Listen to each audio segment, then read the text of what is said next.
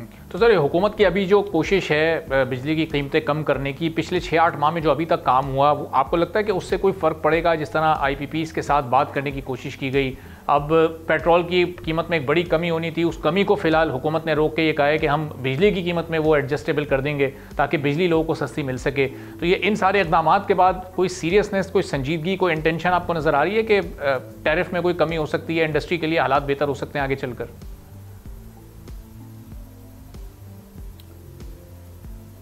بات دراصل یہ ہے کہ اس وقت آپ ہمارے سروں پر آئی ایم ایف کا پروگرام اس وقت موجود ہے، اور آئی ایم ایف میرے خیال سے اس بات پہ راضی نہیں ہوا ہے کہ بجلی کی قیمتیں واضح طور پر کم کی جائیں. اور افسوس کی بات یہ ہے کہ 2 ہفتے پوری ٹیم رہی پاکستان میں، تو سٹاف لیول پر اگریمنٹ ہو جانا چاہیے تھا، جبکہ ہم نے کافی محنت کی ہے پاکستان نے،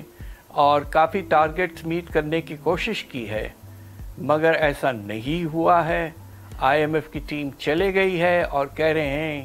کہ ہم ورچولی کانٹیکٹ میں رہیں گے. یہ کچھ پریشان کن سی بات ہے کہ ایگریمنٹ نہیں ہو پایا ہے، اور پاکستان کو جو قسط ملنا ہے اس میں نمایاں طور پر ڈیلے ہو سکتا ہے، اور دوسری طرف اس کے نتیجے میں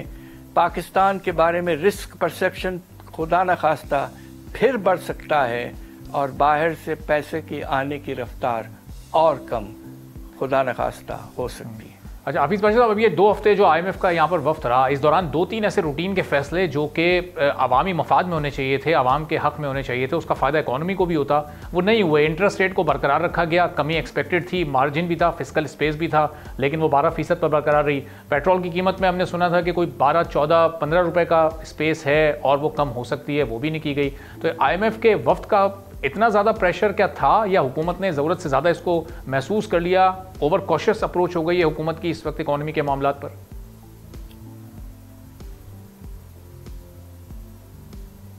بات دراصل یہ ہے کہ بہت سے چیزوں میں تو اللہ کے فضل سے کچھ بہتری آئی ہے، مگر ہمارا ایف بی آر کا ریونیو ٹارگٹ میں بے پناہ شارٹ فال، 600 ارب کا شارٹ فال پہلے 8 مہینے میں ہو چکا ہے، اور ہمارا ایسٹیمیٹ یہ ہے کہ سال کے اینڈ تک یہ 1100 سے 1200 ارب تک چلے جائے گا. جب اتنا بڑا شارٹ فال آپ کے ریونیوز میں ہوگا تو باقی ایریاز میں آپ کے پاس فسکل سپیس ختم ہو جاتی ہے، اور آپ کے پاس گنجائش نہیں ہوتی ہے کہ آپ کچھ مراد وغیرہ کر دیں. یہ ایسے اس وقت یہ کہانی ہے کہ پاکستان میں ریونیو شارٹ فال بہت بڑا ہوا ہے،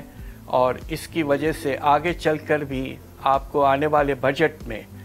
25-26 کے بجٹ میں واضح طور پر ایڈیشنل ٹیکسیشن کی لانے کی ضرورت پڑ سکتی ہے.